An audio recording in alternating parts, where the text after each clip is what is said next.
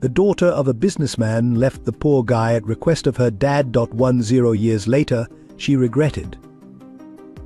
The elegant meeting room at Portland's Riverside Tower fell silent as Tom Morrison's Mont Blanc pen hovered over the acquisition papers. At $48 million, he was paying far more than market value for a failing restaurant chain. Sophia Anderson's hands trembled as she looked up, meeting his steel blue eyes for the first time in 10 years.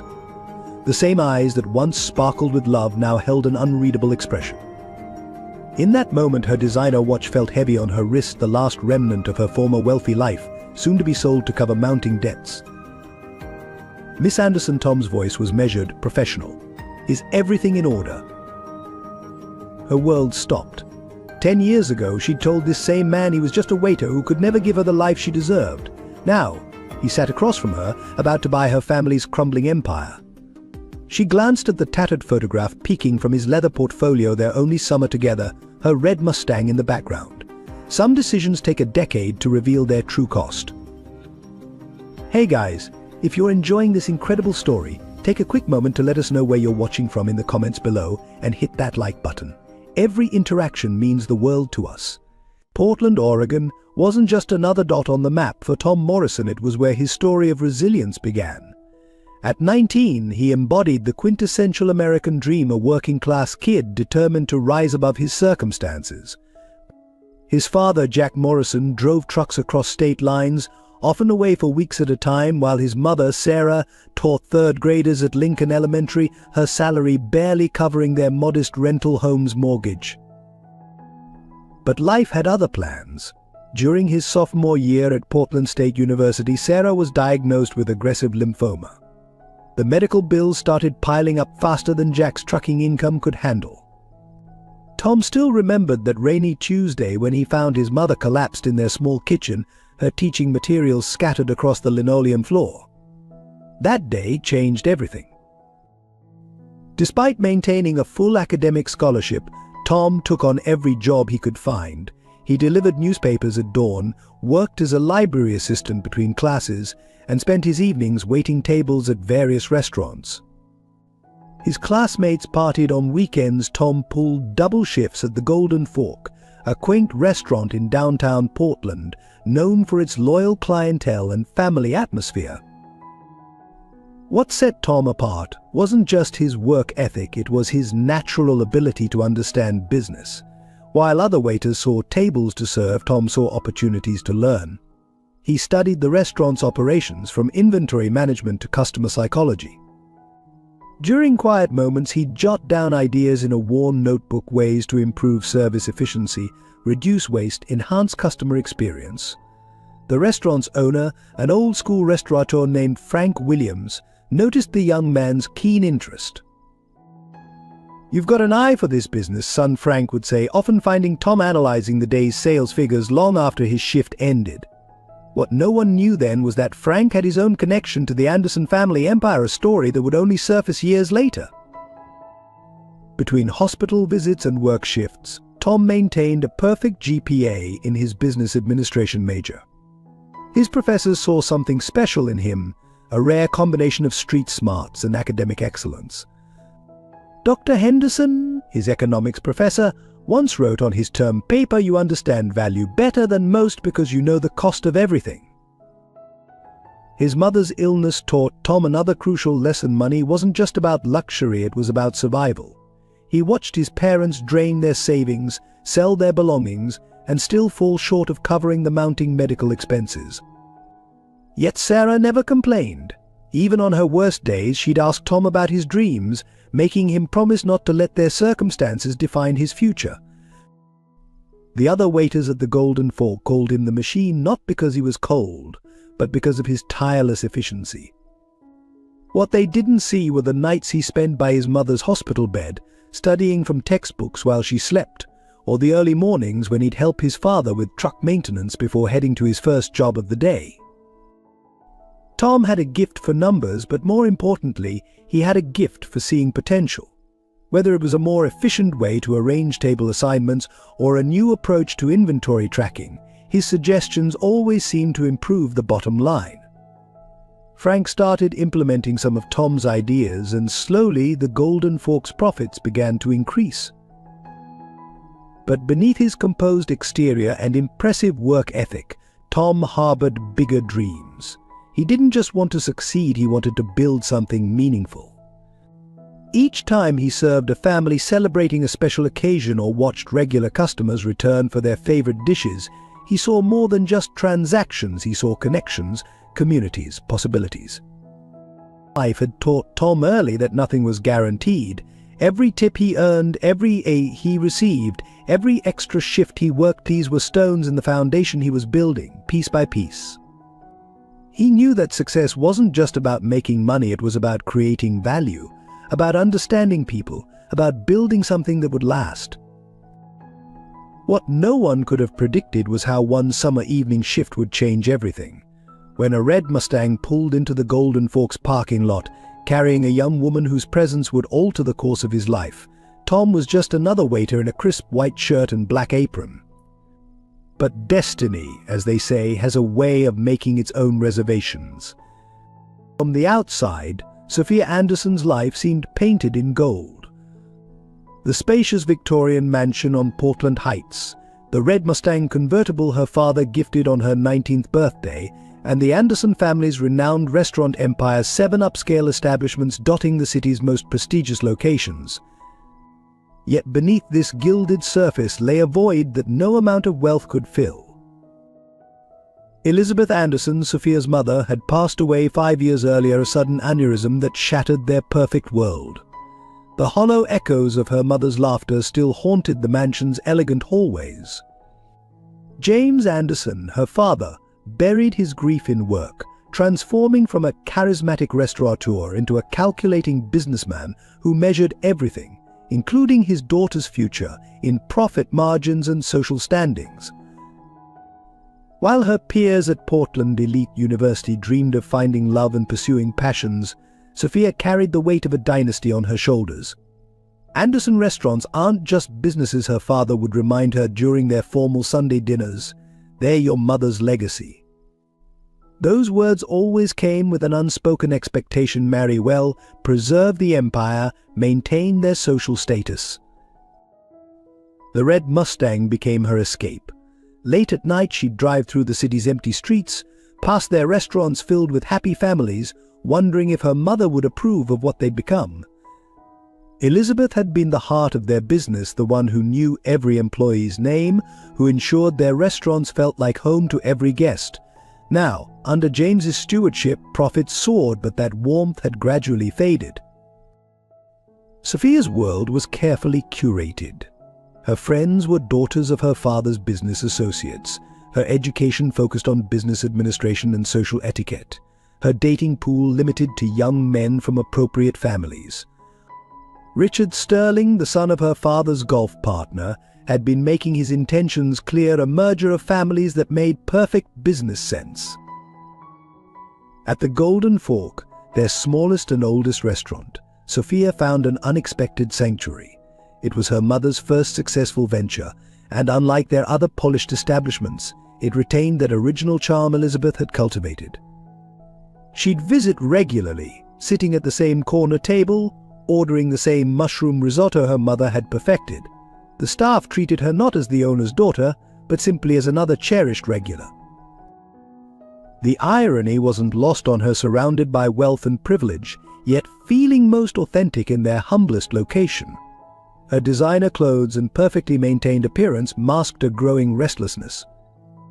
In quiet moments, she'd catch glimpses of her mother in old photographs, a woman who married for love, who built a business from passion rather than obligation.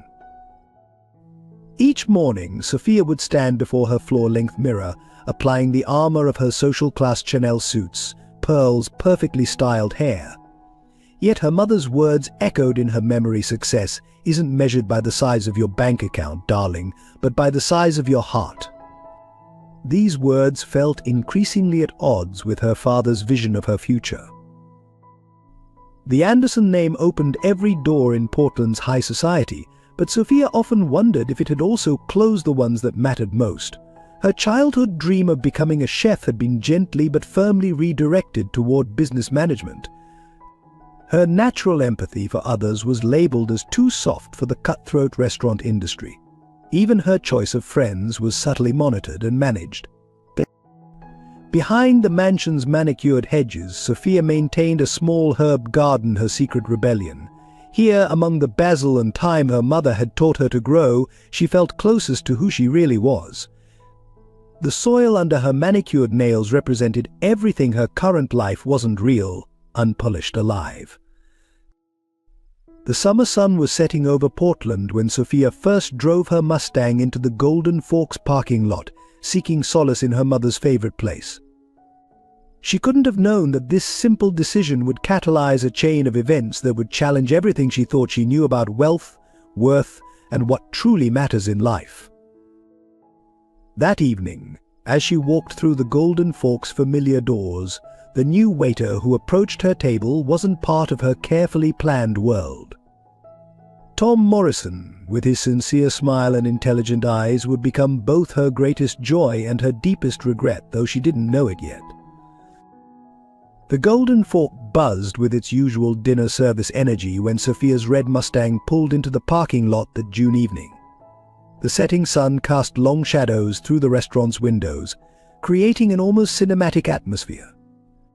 Tom, 2 weeks into his new waiting position, was organizing menus when the bell above the door chimed. Their eyes met briefly as she entered, a fleeting moment that neither would forget. To Tom, she was striking, but not in the obvious way of wealth and designer clothes. There was something gentle in her eyes, a hint of sadness beneath her polished exterior. To Sophia, he stood out immediately: tall, composed, with an intelligence that showed in his careful movements and attentive gaze. "Table 7 is your regular spot, Miss Anderson." Martha, the senior waitress, started to say, but Sophia surprised everyone by choosing a different table 1 in Tom's section. Later, he would learn this small decision was her first act of gentle rebellion, a tiny step away from her prescribed path. "Welcome to the Golden Fork," Tom approached with practiced professionalism, though his heart raced slightly. "May I recommend tonight's special instead of just listing the dish?" He described the mushroom risotto with such passion and knowledge that Sophia found herself leaning forward, intrigued. "You sound more like a chef than a waiter," she observed, a smile playing at her lips. It was the first genuine smile she'd shown in days. "Cooking is a hobby," Tom admitted. "Though between classes and work I mostly study recipe books, rather than actually cook." His honesty was refreshing in a world where everyone seemed to calculate their words. Their conversation flowed naturally, starting with food but meandering into books, dreams, and life philosophies. Tom didn't know she was the owner's daughter. Sophia didn't mention it.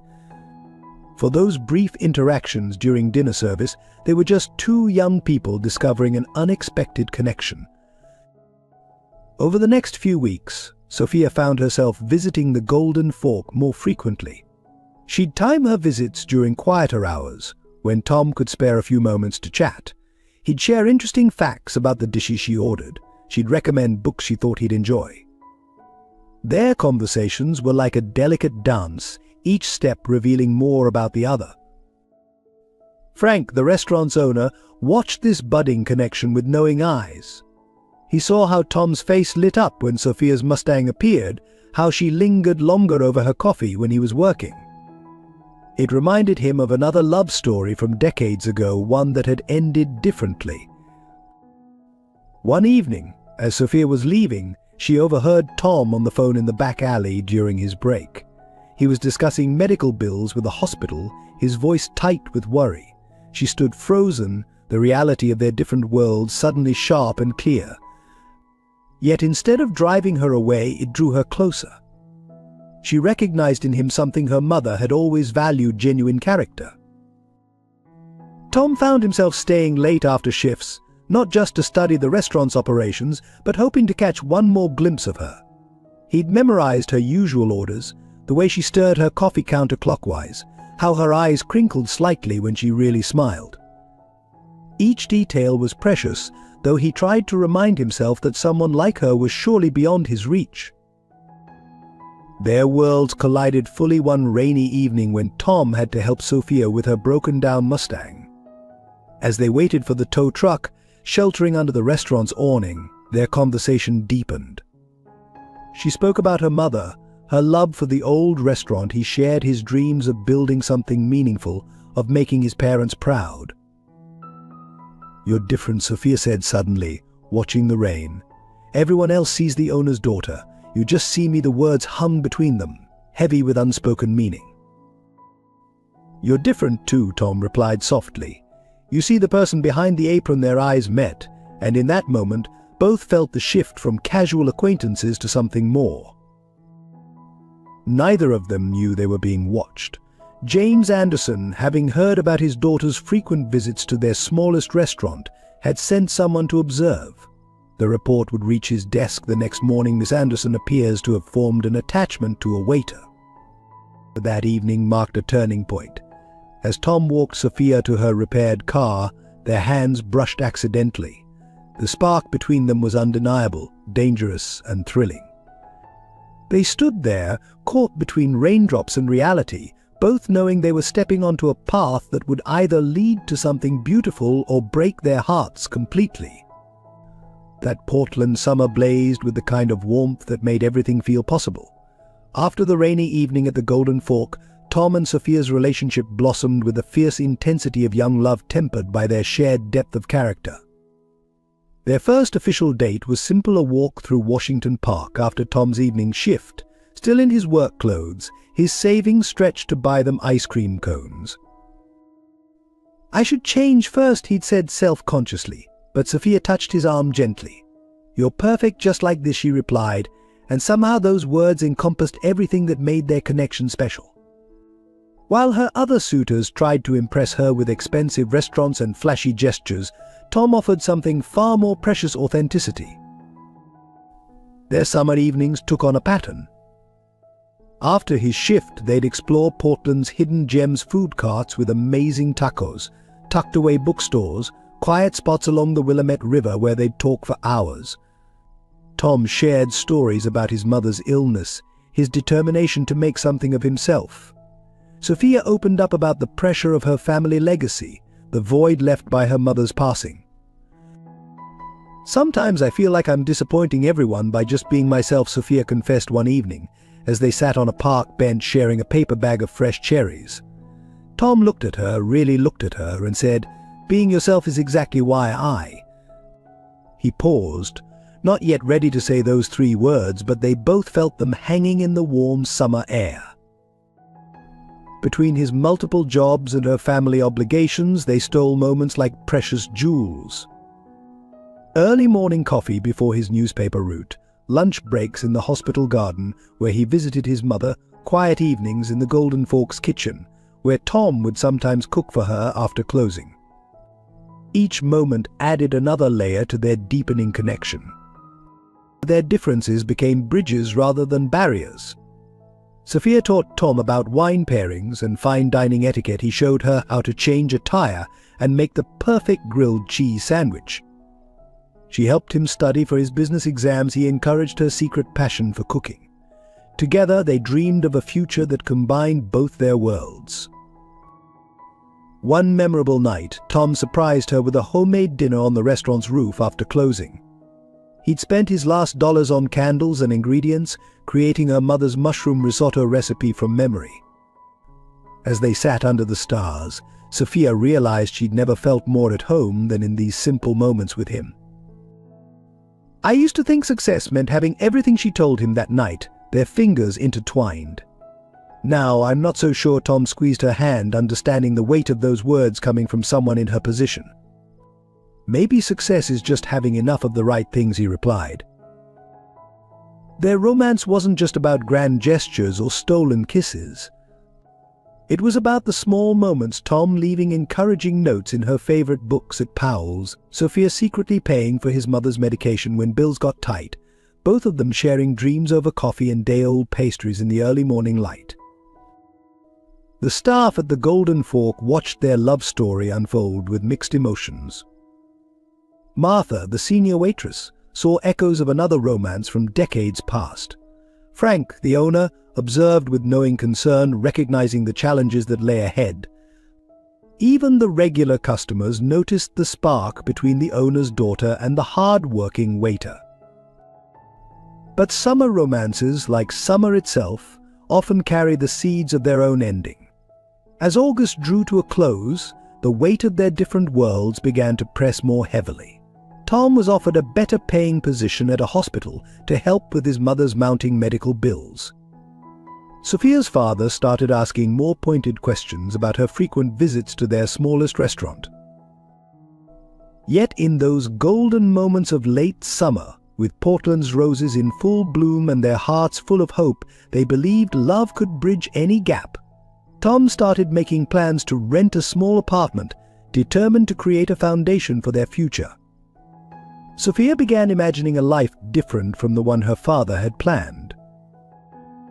Neither of them could have known that fate, in the form of James Anderson's intervention, was already in motion. As their summer of love drew to a close, storm clouds gathered on the horizon. But for now, they were just two young people in love, sharing dreams and cherry-stained kisses under the Portland summer sky. The beginning of fall brought more than just changing leaves to Portland.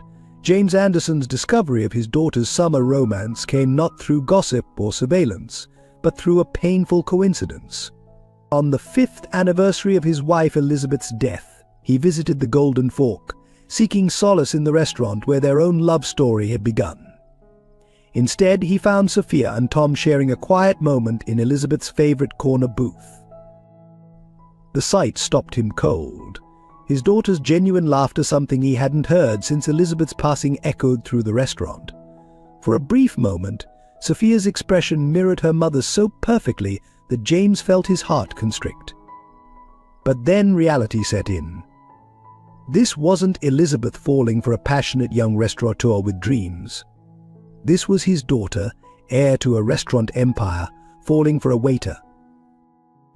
That evening, James made two crucial decisions. First, he would end this inappropriate relationship before it destroyed Sophia's future. Second, he would test this young man who dared to reach above his station. Elizabeth would have given him a chance. A voice whispered in his mind. He silenced it with memories of their early struggles, the years of hardship before success found them. What followed was a carefully orchestrated series of tests. Anonymous job offers were sent to Tom, positions that would take him far from Portland and Sophia. Credit card companies mysteriously raised his limits, tempting him with easy money. Even a few wealthy regular customers were enlisted to observe his character, testing his integrity with excessive tips and questionable propositions. To James's grudging admiration, Tom passed every test. He declined the job offers, maintained his frugal lifestyle despite credit opportunities, and handled difficult customers with unwavering professionalism. Yet this only strengthened James's resolve. A man with such integrity but no resources was perhaps the most dangerous suitor of all. He could offer Sophia love without luxury, principles without prosperity. The final straw came when James discovered Tom's mother's medical condition. Sarah Morrison's lymphoma treatments were expensive, and the family was drowning in debt. Here was the pressure point he needed. "Love doesn't pay hospital bills," James muttered, drafting a letter to Tom's mother's medical providers. Meanwhile, Sophia remained oblivious to her father's machinations. She was lost in dreams of a future with Tom, even as society whispered about her charitable project with the waiter. Richard Sterling, her father's chosen suitor, increased his appearances at family functions, his casual mentions of merger possibilities becoming more frequent. The confrontation, when it came, was devastating in its timing. On the evening Tom planned to surprise Sophia with his apartment key and a proposal for their future, James Anderson struck. He arranged for his daughter to overhear a conversation between Tom and the hospital's billing department, one that revealed the true extent of his family's financial crisis. "Your mother's experimental treatment has been approved," the administrator said, Thanks to an anonymous donor's guarantee, Tom's relief was palpable until the other shoe dropped. However, the position in Seattle is non-negotiable. The treatment program is only available there. Sophia, hidden around the corner, felt her world crumble. She recognized her father's handiwork, the same pattern of generous manipulation he used in business dealings. The choice being forced on Tom was cruel: his mother's life or their love. That same evening, James confronted his daughter in his study, surrounded by photographs of Elizabeth. "Your mother built this legacy from nothing," he began, his voice heavy with both love and manipulation. "She didn't work herself to death for you to throw it all away on a summer romance." The mention of Elizabeth's dedication struck home. Sophia, tears streaming down her face, whispered, "Mom would have understood love." "Love?" James laughed bitterly. "I loved your mother enough to give her everything. Can your waiter say the same? Can he give you the life you deserve? Or will you watch him choose between you and his dying mother?" The weight of these words, the manipulation behind them, and the genuine concern mixed with control created a perfect storm of doubt in Sophia's heart. She thought of Tom's mother fighting for her life, of Tom's dreams, his determination to succeed, of the empire her mother had helped build. Unknown to both Sophia and Tom, James Anderson had orchestrated everything perfectly. The anonymous donor for Sarah's treatment, the job offer in Seattle, even the timing of the revelations, all designed to force a choice that wasn't really a choice at all. That night, as autumn rain pattered against the study's windows, Sophia made the decision that would haunt her for the next decade. She picked up her phone, her fingers trembling as she typed a message to Tom: "We need to talk." The stage was set for heartbreak, orchestrated by a father who believed he was protecting his daughter from the very kind of love story that had created their family's success. The irony would take years to fully reveal itself. The evening of the breakup remains etched in Portland's memory as one of the most violent storms of that autumn. Tom stood on the Anderson mansion's doorstep, rainwater dripping from his hair, clutching a small box containing a key to his newly rented apartment and a pressed wildflower from their first date. He had come with dreams he would leave with shards. When Sophia opened the door, Tom immediately knew something was wrong. Her eyes, usually warm and engaging, were distant, glazed with unshed tears. She wore the pearl necklace her father had given her, a subtle reminder of her world, one that suddenly seemed light years away from his own. "We need to end this," she said without preamble, her voice carrying an artificial coldness that didn't quite mask its tremor. "It was a beautiful summer, Tom, but that's all it was meant to be, a summer romance." Tom stood there, rain soaking through his best shirt, the one he'd bought specially for this evening. "Sophia, I don't understand." I thought his hand tightened around the small box in his pocket. "I just signed a lease. I got a better job at the hospital. Things are looking up." Looking up, her laugh was brittle, rehearsed. A one-bedroom apartment and a hospital job. Tom, be realistic. You're a waiter who can barely afford his mother's medical bills. I need someone who can maintain the lifestyle I'm accustomed to, who can help manage our family's empire. Each word was a calculated strike, scripted by James Anderson himself, delivered by a daughter who believed she was choosing duty over selfish desire. What Tom couldn't see was Sophia's fingernails digging into her palms behind her back, drawing blood as she forced out these cruel words. So these past months meant nothing. Tom's voice was quiet, dangerous in its calm. All our talks about dreams, about building something together, about love being more important than money, that was all just summer entertainment for you. Lightning flashed, illuminating Sophia's face. For a split second, her mask slipped, and Tom caught a glimpse of agonizing pain in her eyes. But then thunder crashed, and her facade returned stronger than ever. "You were a distraction, Tom. A lovely one, but still just a distraction. Richard Sterling has proposed, and I've accepted. He can give me the life I deserve, the life my mother worked so hard to provide." The mention of Richard Sterling's son of Portland's banking dynasty hit harder than any physical blow. Tom took a step back, rain mixing with what might have been tears on his face. "Your mother," he said softly, "worked as a waitress when she met your father. She built something from nothing, with love and determination. But you've forgotten that part of your history, haven't you?" Sophia flinched as if struck. For a moment she almost broke character, almost told him everything about her father's manipulation, about the choice being forced upon him regarding his mother's treatment, about the crushing weight of legacy and expectation. Instead, she delivered the final, cruel blow. "My mother's story was different. She found a man with ambition, with the potential to build an empire. You, Tom, you're just a waiter. That's all you'll ever be." The box dropped from Tom's hand, landing in a puddle at his feet. The key gleamed dully in the porch light, the pressed wildflower dissolving in the rain. Without another word, he turned and walked away, his figure gradually disappearing into the stormy night. Only when he was gone did Sophia collapse behind the closed door, her sobs echoing through the empty mansion. Upstairs, James Anderson sat in his study, a glass of scotch in his hand, telling himself this pain was necessary, that he was protecting his daughter from a harder heartbreak down the road. Neither father nor daughter saw Tom's transformation that night. As he walked through the storm, something crystallized within him. Every cruel word, every dismissal of his worth, every reference to his status as just a waiter forged itself into steel in his soul. The next day, Tom didn't show up for his shift at the Golden Fork. His apartment lease was cancelled. He accepted the position in Seattle, taking his mother for her treatment. The only trace he left behind was a single piece of paper in the employee locker room, his resignation letter, written on the back of a dinner receipt from his first evening serving Sophia. Frank Williams, watching Tom's empty station that evening, remembered another young man from decades ago, who had also been deemed unworthy of an Anderson woman. He picked up the phone and made a call that would change everything, though its effects wouldn't be felt for another 10 years.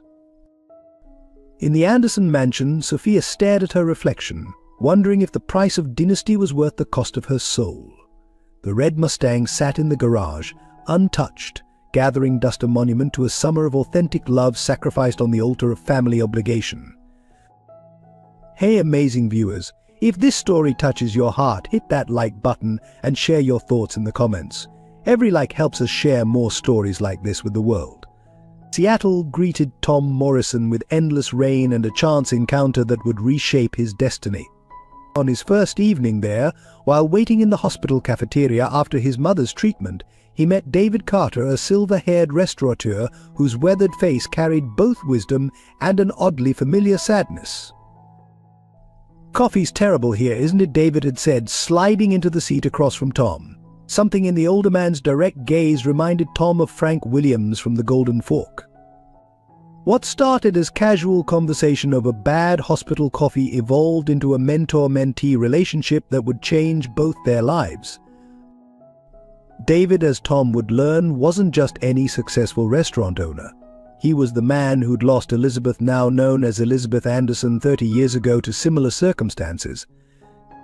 The parallels were uncanny: a wealthy family's opposition, a father's intervention, a love sacrificed for status. But unlike Tom, David had accepted defeat, letting his broken heart fuel a different kind of success. "You've got something special, kid," David told Tom one evening, after watching him redesign the hospital cafeteria's layout to improve efficiency. "You see restaurants the way Elizabeth did, not just as businesses, but as stages where life's moments unfold." Under David's guidance, Tom's natural talent for the restaurant business flourished. During the day, he worked at the hospital, paying for his mother's treatment. At night, he absorbed everything David taught him about the industry, from kitchen operations to financial management, from staff psychology to brand building. David had built his own empire, 23 restaurants across 3 states, but had no heir to pass it to. In Tom, he saw not just Elizabeth's lost love reflected, but the son he never had. Success is the best revenge, David would say, but legacy is the best victory. The transformation wasn't immediate. Tom spent 2 years learning every aspect of the business, starting as a line cook in David's flagship restaurant. He worked harder than anyone, arriving first, leaving last, taking notes on everything. His notebook, once filled with ideas for the Golden Fork, now burst with business strategies and innovative concepts. Sarah Morrison's condition improved under Seattle's advanced treatment program. Watching his mother regain her strength while he gained knowledge became Tom's daily motivation. "You're not just learning a business," she told him one evening, her voice stronger than it had been in months. "You're building your dream." David's teaching methods were unconventional. He would randomly ask Tom to step in as manager when crises arose: a chef walking out before a busy service, a health inspector's surprise visit, a VIP customer's complaints. Each challenge tested not just Tom's knowledge, but his character. The turning point came during a particularly chaotic Saturday night. The head chef had quit, taking half the kitchen staff with him to a competitor. David was unreachable, supposedly by design. Tom stepped in, reorganized the remaining staff, simplified the menu, and ran both kitchen and front of house. The restaurant didn't just survive, it thrived.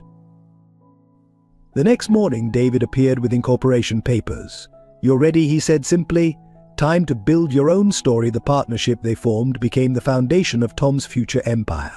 David provided the initial capital and connections. Tom brought innovation and relentless drive. Their first joint venture was a modern bistro concept that combined high-end dining with comfortable affordability, exactly the bridge between worlds that Tom had once dreamed of building with Sophia. It succeeded beyond expectations, not through luck, but through Tom's unique understanding of both service and business. 5 years after leaving Portland, Tom owned 3 successful restaurants. By year 7, that number had grown to 12. Each establishment bore his trademark touch: exceptional service, innovative menus, and an atmosphere that made everyone, regardless of status, feel valued. But success didn't heal all wounds. Each new restaurant opening was accompanied by thoughts of Sophia, wondering if she'd heard of his progress, if she regretted her words. He kept the dinner receipt from their first meeting, now framed in his office, not as a reminder of pain, but of purpose. David watched Tom's rise with pride and concern. "Don't let bitterness poison your success," he advised, recognizing the familiar signs of a heart hardened by rejection. "Let it fuel your growth instead." The final piece of Tom's transformation came when David revealed his terminal illness. Over whiskey one evening, he shared the full story of his history with the Andersons, including details that would prove crucial years later. Sometimes, David said, life gives you a second chance to right old wrongs. Before his death, David left Tom controlling interest in his restaurant group, with one condition: establish a foundation to help aspiring restaurateurs from humble backgrounds.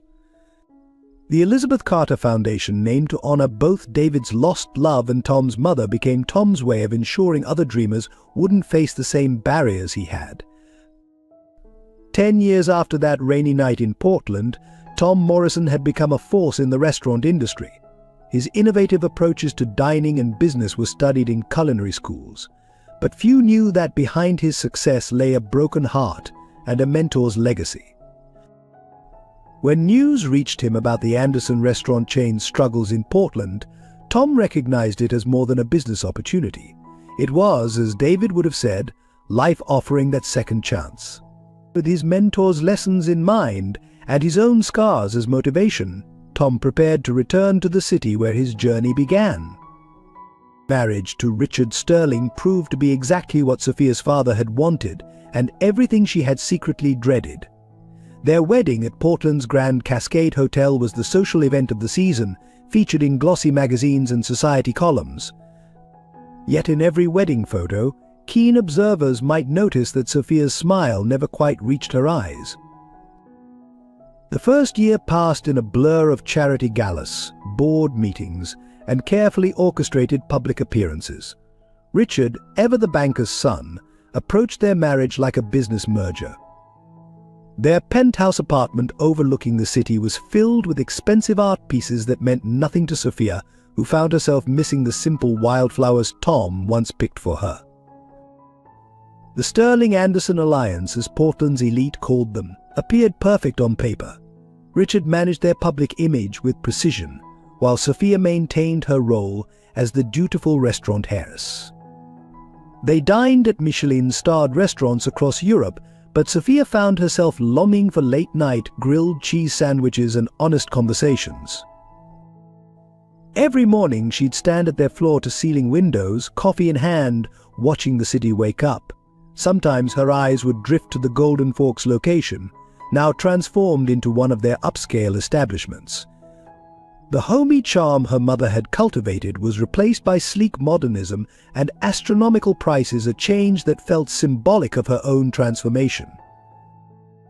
Richard's idea of romance was buying her expensive jewelry to mark occasions, the vault in their penthouse filled with unopened Tiffany boxes, each one a substitute for genuine affection. On their first anniversary, he gifted her a diamond necklace that cost more than Tom's annual salary had been. Sophia wore it to their celebration dinner, feeling like it was choking her. The cracks in their facade began to show during the second year. Richard's late nights at the office grew more frequent, his excuses more elaborate. Sophia discovered receipts for dinners and hotels she hadn't been part of, but maintained her silence. The Sterling-Anderson alliance was too important to their father's business interests to risk a scandal. She threw herself into charity work, establishing scholarship programs for underprivileged culinary students, her small way of rebelling against the system that had separated her from Tom. Each time she reviewed applications, she couldn't help but wonder where he was, if he'd achieved his dreams, if he ever thought of her. The news of Tom's success in Seattle reached her gradually through industry magazines and business news. Each article about his innovative restaurant concepts and rapid expansion felt like a bittersweet vindication. She kept a folder of these clippings hidden in her private study, a secret shrine to what might have been. Their third year of marriage coincided with her father's declining health. James Anderson, once the towering figure who had orchestrated her life's path, began showing signs of weakness. During one of their last lucid conversations, he confessed his manipulation of Tom's situation, including the medical treatment deal. Sophia's forgiveness came too late for both of them. After James Anderson's death, the facade of Sophia's perfect life began crumbling faster. Richard's true colors emerged more clearly: his gambling debts, his affairs, his complete disinterest in preserving the Anderson restaurant legacy. He viewed the restaurants as assets to be stripped and sold, not the living heritage Sophia's parents had built. And their public appearances became exercises in acting. "Smile, darling," Richard would whisper through gritted teeth at charity events. The sterling name demands perfection, Sophia would comply, all while remembering Tom's words about authenticity being more valuable than appearance. The isolation of her gilded cage was complete. Her childhood friends had drifted away, replaced by social climbers and society wives who measured friendship in Instagram followers and charity donation sizes. The only person who seemed to see through her mask was Martha, the old waitress from the Golden Fork, who still sent her Christmas cards. As the Anderson restaurant empire began to show signs of strain under Richard's mismanagement, Sophia found herself returning to her mother's old recipes, cooking alone in their massive kitchen at midnight, trying to recapture something genuine in her life. The simple act of chopping vegetables or kneading dough became a form of therapy. The breaking point came during their 5th anniversary dinner. Richard, drunk on expensive wine, laughed about that waiter she'd once dated, mocking Tom's humble beginnings. Something snapped inside Sophia. She stood up in the middle of the 5-star restaurant, removed her diamond necklace, and placed it next to her untouched souffle. "My mother was a waitress when she met my father," she said quietly, years of suppressed authenticity flowing out. "She built our restaurants on love and hard work, not mockery and money." She walked out of the restaurant, driving her dust-covered Mustang, the one thing she'd refused to let Richard sell, to the Golden Forks' old location. Standing in front of the modernized facade, Sophia finally allowed herself to cry for all she'd lost, not just Tom, but her own identity, her mother's legacy, and years of living someone else's dream. She didn't know then that this moment of clarity would come just months before the complete financial collapse of everything she'd sacrificed her happiness to preserve. The collapse of the Anderson restaurant empire began not with a bang, but with a series of small, seemingly insignificant decisions. Each choice Richard made, each shortcut taken, each cost-cutting measure implemented, chipped away at the foundation Elizabeth Anderson had built and James had maintained. First came the staff changes. Long-time employees, the backbone of the restaurant's success, were replaced with cheaper, temporary workers. Martha, the faithful waitress who had served since Elizabeth's time, was retired with a pittance of a pension. The chefs who had kept regular customers coming back for decades were swapped for trendy consultants who changed menus monthly. The soul of each restaurant began to fade. Regular customers noticed first the slight decline in food quality, the missing warmth in service, the small details that had once made each establishment special. The Golden Fork, now rebranded as Sterling's Modern Cuisine, lost its cherished regulars who had dined there for generations. Richard's gambling debts mounted in secret. He began siphoning money from the restaurant's accounts, covering the transfers with creative accounting that would have made James Anderson turn in his grave. Sophia, though on the board of directors, was kept in the dark through a maze of financial reports and false documentation. The warning signs multiplied. Suppliers started demanding payment upfront, having heard rumors about delayed payments. Staff turnover reached unprecedented levels. Food critics, once loyal champions of the Anderson restaurants, began publishing lukewarm reviews, noting the decline in quality and atmosphere. Then came the health code violations, something unheard of during James Anderson's time. Richard had cut corners on kitchen maintenance, delayed essential repairs, and ignored safety protocols. The resulting publicity was devastating. Social media exploded with photos of infractions, and longtime patrons publicly swore off their favorite establishments. Sophia watched helplessly as her mother's legacy crumbled. During board meetings, her attempts to address these issues were smoothly deflected by Richard and his appointed executives. Market adjustments, they called it. Modernization of outdated systems, each explanation felt like another nail in her family's legacy's coffin. The final blow came when the recession hit Portland's restaurant scene. While well-managed establishments weathered the storm, the Anderson Sterling restaurants, already weakened by mismanagement, began failing one by one. Richard's solution was to take out more loans, using the properties as collateral, a desperate gamble that would prove fatal. One morning, Sophia arrived at their flagship restaurant to find the staff standing outside, doors locked, and an eviction notice posted. Richard had failed to pay rent for months, diverting the funds to cover his personal debts. Similar scenes played out across their other locations in the following weeks. The media feasted on the collapse. Anderson restaurant empire crumbles screamed the headlines. Society columnists who had once fawned over the Sterling-Anderson merger now wrote scathing articles about mismanagement and the end of an era.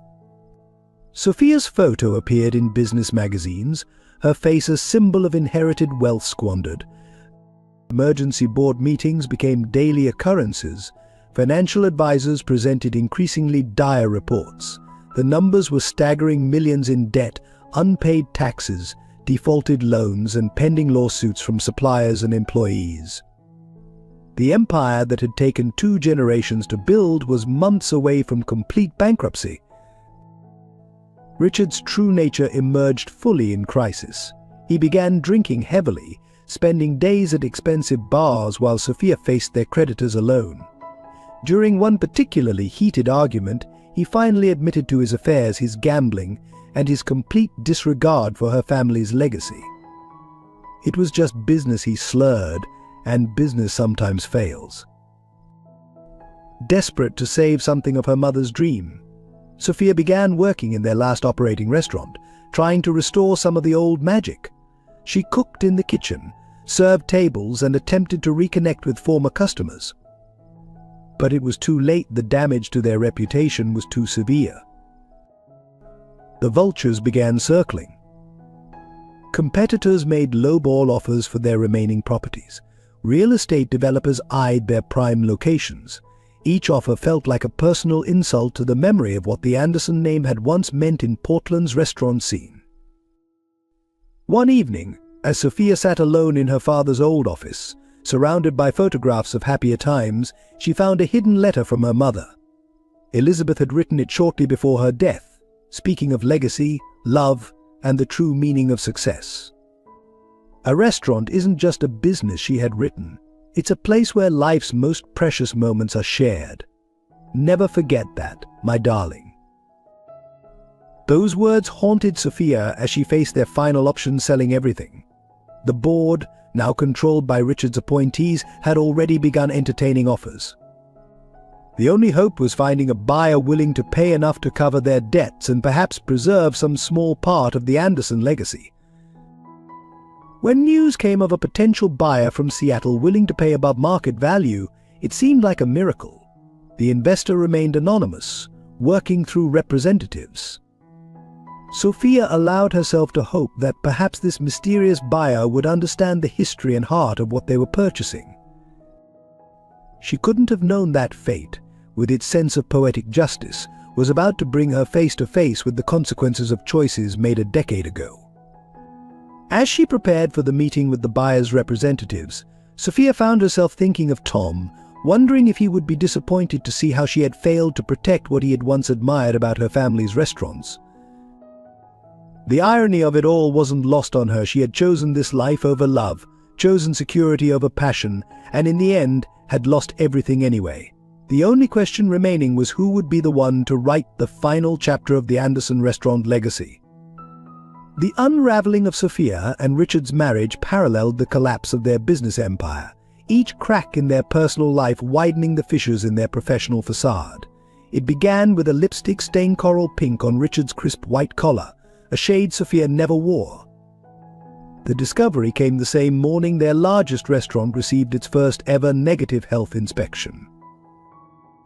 Late meeting with investors, he'd mumbled when he finally came home that night, but his phone told a different story. Text messages from Jessica in accounting, Michelle from the country club, and Sarah from his gym painted a vivid picture of Richard's extracurricular activities. Sophia said nothing, adding it to the growing list of betrayals she silently endured. Their penthouse, once a showcase of wealth and success, became a battleground of cold silences and colder accusations. Richard's drinking escalated from social necessity to daily habit. Empty whiskey bottles appeared in his study like breadcrumbs marking his descent into self-destruction. The man who had once prided himself on impeccable business acumen now showed up to board meetings with bloodshot eyes and yesterday's suit. "You're just like your mother," he spat one evening, drunk and bitter after another failed attempt to secure emergency funding. "Always believing in fairy tales about love and legacy. Look where that got us." The words cut deep, not because they were cruel, but because they made Sophia realize how much she'd compromised her mother's values to maintain this facade of a marriage. The financial hemorrhaging of their empire exposed the rot in their relationship. Each time Sophia discovered another account drained or another property mortgaged without her knowledge, she found corresponding evidence of Richard's infidelity: hotel receipts, jewelry purchases, weekend trips disguised as business meetings. Their public appearances became exercises in theatrical performance. At charity galas, they played the perfect couple, a hand on his arm, his practiced smile, their rehearsed anecdotes about married life. But observant guests noticed how they never quite looked at each other, how their laughter never synchronized, how they always departed in separate cars. The breaking point came during a crucial meeting with potential investors. Richard, 3 martinis deep before noon, attempted to explain their business strategy. His slurred words and wandering focus sent the investors rushing for the door, taking with them any hope of saving the flagship restaurant. That evening, Sophia found him in his study, surrounded by gambling receipts and cocaine residue. "I never wanted any of this," he confessed in a rare moment of drunken honesty. "The restaurants, the legacy, you, it was all just business to me. Dad needed the Anderson connection, and you needed a Sterling to keep up appearances." His words confirmed what Sophia had known but refused to acknowledge for years. Their marriage, like their business, had been built on false foundations. Martha, the recently dismissed waitress from their original restaurant, became Sophia's unlikely confidante. Over coffee in Martha's modest apartment, surrounded by mementos from the Golden Forks glory days, Sophia finally allowed herself to voice the truth. "I chose wrong," she whispered, tears falling on Martha's faded tablecloth. "I chose status over substance, and I've lost both." Richard's affairs became increasingly blatant. He moved into the guest room, claiming work stress, but his Instagram told stories of yacht parties and weekend getaways with various young models. Society gossip columns, once dedicated to praising their perfect union, now speculated openly about the impending divorce of Portland's golden couple. The final straw wasn't another affair or financial disaster, it was Richard's casual cruelty about Tom. During a heated argument about the restaurant's decline, he mockingly suggested they hire that waiter boyfriend of hers to save them, since he'd apparently become quite successful in Seattle.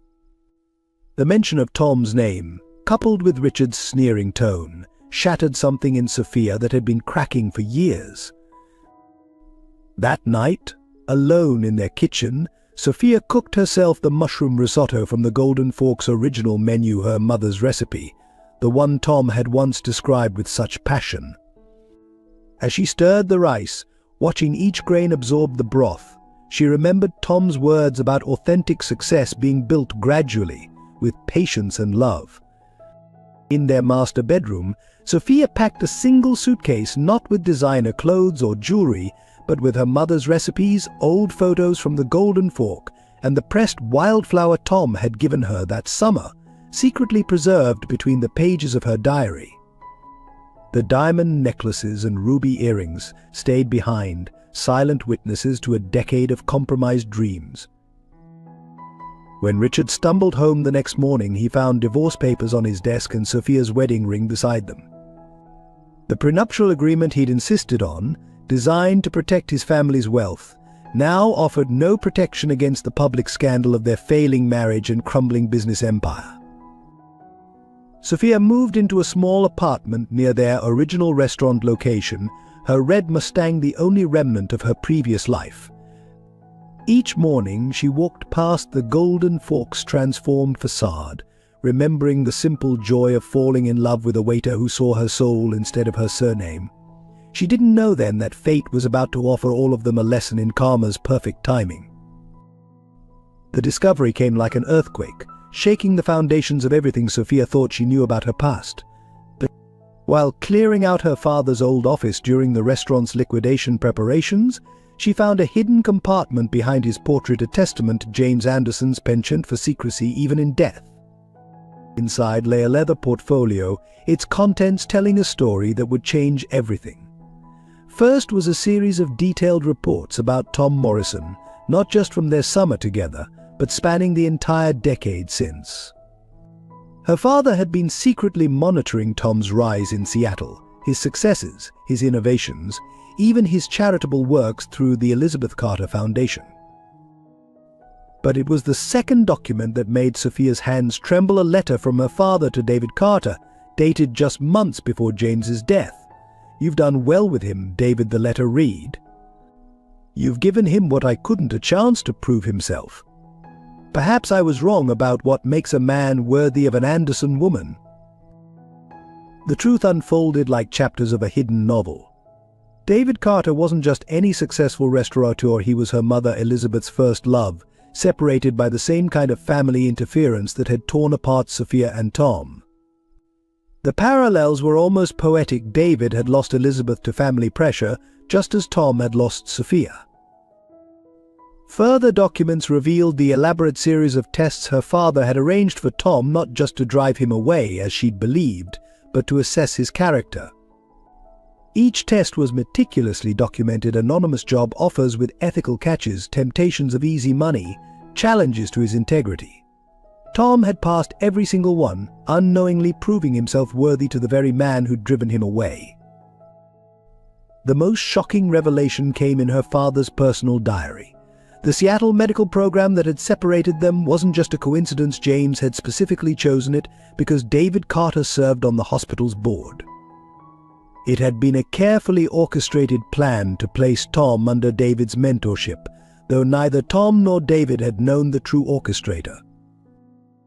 "I couldn't give him my blessing then," James had written, "but I could give him a path to prove himself. David will recognize in him what I saw, the same fire he once had, the same love for both the business and my daughter. If Tom succeeds under David's guidance, perhaps he'll return stronger, ready for the legacy I couldn't trust him with before."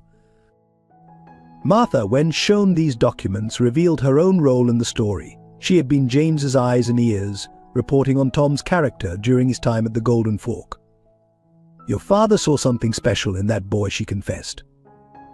"He just couldn't admit it until it was too late." Among the papers was a sealed envelope addressed to Tom, dated just before James's death. Inside, Sophia found not just an apology, but detailed financials of the Anderson restaurant empire, along with a note: "When the time comes, and it will save my daughter from the gilded cage I built around her. She deserves the kind of love her mother had, the kind I was too blind to recognize." The final piece of the puzzle was a photograph Sophia had never seen before: her mother Elizabeth with a young David Carter, standing in front of a small diner that would later become the Golden Fork. On the back, in her mother's handwriting, "Love sees potential, not position. Never forget that, James." These revelations cast the past decade in an entirely new light. Her father's deathbed confession about manipulating Tom's situation hadn't been the whole truth. It had been part of a larger plan, a complex web of redemption and second chances that was still unfolding. Frank Williams, the old owner of the Golden Fork, had also been part of the conspiracy. He'd been the one to connect Tom with David Carter, following James's careful instructions. Every step of Tom's journey to success had been silently watched, guided, and documented by the very man who had once deemed him unworthy.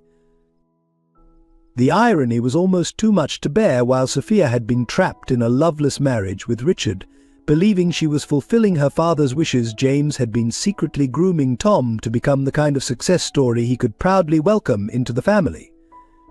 His last act had been to set up the possibility of their reunion, though he wouldn't live to see it. As Sophia sat surrounded by these revelations in her father's dusty office, a notification popped up on her phone. The mysterious Seattle buyer's representatives had scheduled their final meeting for tomorrow. She looked again at the photo of her mother with David Carter, then at her father's letter to Tom, and suddenly the pieces began falling into place. The hidden legacy of love, loss, and redemption that spanned 2 generations was about to come full circle. Tomorrow's meeting wasn't just about selling restaurants. It was about fulfilling a father's final wish to right the wrongs of the past, both his own and those inherited from the generation before. The morning of the final meeting dawned with Portland's signature rain, casting a grey veil over the city skyline. Sophia sat in their last remaining restaurant, surrounded by the ghosts of better days, reviewing the devastating numbers one last time. The debt had ballooned to nearly $50 million, with creditors circling like vultures and Richard's gambling markers threatening to surface at any moment. But a call from their primary bank delivered the final blow. They were calling in all loans immediately. The news coincided with a text from Richard leaving for Monaco tonight. Good luck with the mess. Attached was a photo of him on a private yacht, champagne in hand, with a young model draped across his lap. The timestamp showed it was taken yesterday, while Sophia had been desperately negotiating with suppliers who hadn't been paid in months. As she prepared for the meeting with the Seattle buyer's representatives, the full weight of her situation crashed down. Staff gathered in small groups, whispering about unpaid wages. Regular customers, hearing rumors of impending closure, came to say goodbye, some with tears in their eyes. Each familiar face was a reminder of what the Anderson name had once meant in Portland. The crisis reached its peak when health inspectors arrived for a surprise visit, followed closely by local news crews. A disgruntled ex-employee had tipped them off about serious violations that Richard had hidden by bribing previous inspectors. Sophia watched helplessly as cameras captured every damning detail, knowing this would be the headline story on evening news. Martha appeared like a guardian angel, having heard about the chaos. Despite her unfair dismissal months ago, she rolled up her sleeves and began organizing the remaining staff, her authority undiminished by time or circumstance. "Your mother faced worse and survived," she reminded Sophia. "She rebuilt from nothing once you can too." The afternoon brought another wave of disasters. Richard's secret gambling debts surfaced in the worst possible way. Two men with unmistakable mob connections appeared, demanding immediate payment of markers totaling millions. Their thinly veiled threats made it clear that Richard had entangled the business with dangerous people. Social media exploded with updates about the Anderson empire's collapse. Food critics who had once praised their restaurants now wrote scathing exposes about their decline. Anderson fail started trending locally, with former employees sharing stories of mismanagement and corruption. Each notification felt like another nail in the coffin of her family's legacy. In her father's old office, Sophia found herself staring at the portrait that had hidden his secrets. The revelation of his decade-long plan involving Tom and David Carter now seemed like a cruel joke. What legacy remained to save? The empire he'd worked so hard to protect was crumbling faster than anyone could have predicted. A call from their lawyers confirmed her worst fears: bankruptcy was inevitable. The only hope lay in the mysterious Seattle buyer, whose offer might cover enough debt to avoid complete disgrace. But as Sophia reviewed the mounting catastrophes, even this last hope seemed to be slipping away. What buyer would want to take on such a troubled acquisition? Richard's final act of betrayal came via email. He had transferred their personal assets to offshore accounts, leaving Sophia to face the creditors alone. The prenuptial agreement he'd insisted on now worked against her, leaving her personally liable for millions in business debt. Her own signature on countless documents, signed in trust during their marriage, had sealed her fate. The day reached its crescendo when federal agents arrived, investigating Richard's financial dealings. Their questions revealed the true extent of his crimes: money laundering, tax evasion, and fraud on a scale that threatened not just the business but Sophia's own freedom. The carefully constructed world of privilege and security she'd chosen over love had become a prison of consequences. In the midst of this perfect storm, Martha handed Sophia a worn envelope, her mother's old recipes, saved from the Golden Fork's original kitchen. Sometimes, the old waitress said wisely, you have to lose everything to find what really matters. Looking at these treasured papers, Sophia realized that perhaps this crisis was also an opportunity, a chance to rebuild not just a business, but her own identity. The hours before the crucial meeting with the Seattle buyer's representatives ticked by with increasing tension. Staff waited anxiously, knowing their jobs hung in the balance. Creditors called continuously, each demanding immediate payment. The health department threatened to shut down their remaining locations. Standing in the empty dining room of their flagship restaurant, Sophia found herself at the lowest point of her life. The empire she'd sacrificed true love to preserve lay in ruins. Her marriage had been a sham. Her father's elaborate plan to reunite her with Tom seemed like a fantasy from another lifetime. Yet somehow, in this moment of complete crisis, she felt strangely free, as if losing everything had finally released her from the golden cage she'd willingly entered a decade ago. Salvation, when it comes, often wears an unexpected face. For Sophia, it arrived in the form of Craig Wilson, a sharp-suited executive from Seattle who walked into their flagship restaurant precisely at 9 a.m. His first words set the tone: "My employer is prepared to offer $60 million for the entire Anderson restaurant group, significantly above market value, given the current circumstances." The number hung in the air like a lifeline thrown to a drowning person. $60 million would cover their debts, pay off Richard's gambling markers, and leave enough to give loyal employees generous severance packages. It seemed too good to be true, and in Sophia's experience, such things usually were. "The offer comes with conditions," Craig continued, his expression unreadable. "First, the deal must close within 48 hours. Second, all current management must step aside immediately. Third, the buyer wishes to remain anonymous until final papers are signed." Each condition felt like another turn of the key in a lock Sophia couldn't see. With creditors breathing down her neck and federal investigators circling, Sophia began liquidating her personal assets. The designer wardrobe, accumulated over years of playing the perfect society wife, went first. Each Chanel suit and Hermes bag sold online brought a small measure of relief and ironic justice, given how these symbols of status had once seemed so important. The red Mustang, her last link to that fateful summer with Tom, was the hardest to contemplate selling. She sat in it late one night, inhaling the leather scent that still somehow held memories of warm summer evenings and dreams of a different life. But sentimentality was a luxury she could no longer afford. Richard's betrayal had deeper consequences than anyone initially realized. His gambling debts had attracted attention from serious criminals, and their representatives made it clear that time was running out. Anonymous threats arrived, daily photographs of Sophia going about her routine, notes mentioning her daily coffee stop, reminders that debts must be paid one way or another.